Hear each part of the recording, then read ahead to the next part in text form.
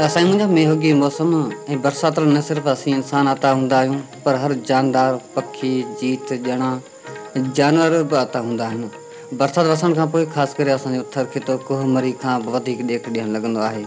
काफ़ी मुख़्तलिफ़ मार्गनि खां सियाह घुमण ईंदा आहिनि ऐं थर जा नज़ारा काफ़ी ॾिसण वटा हूंदा आहिनि जंहिंमें मिठी जी गॾी जी भिट हुजे, कारूंझर जबल हुजनि, घोड़ी जो मंदरु हुजे, बोॾे सची मस्जिद हुजे, थर जूं मशहूरु भिटूं हुजनि, चाहे तरायूं हुजनि, जिते वञणी घुमण सां रूह खिराए त दिलि खे सुकूनु मिली वेंदो आहे। मारू जो मुल्क मली त जॾहिं मींहं कणी वसंदियूं आहिनि त हारी वीचारा ख़ुशी मां न वापंदा आहिनि ऐं बुठे जूं हिक ॿिए खे वधायूं ॾींदा आहिनि। नंढड़ा ॿार वारी जे दरनि ते वेही गॾिजी वारी जा घर ठाहींदा आहिनि, मींहं लाइ ख़ैर ख़ैरातूं कंदा आहिनि ऐं ख़ैर जी बरसाति पवण लाइ दुआऊं पिणु घुरंदा आहिनि। त मालिक तूं हिन प्यासी ठोठ धरती ते मींहं वसा त मखलूक ख़ुशि थिए। हेल वरी बि थर ते मालिक राज़ी थियो आहे, मींहं कणियूं वसी पियूं आहिनि, हर को ख़ुशि आहे, कॾहिं बि को नाराज़ न आहे थींदो मींहं मां, भली केतिरियूं बि बरसातूं पवनि त बि असीं इहो ई चवंदा आहियूं त भेज मोला भेज, छाकाणि त ककर कॾहिं कॾहिं वसंदा आहिनि। बरसाति जी मौसम पिटाई साहिब जी शाइरी।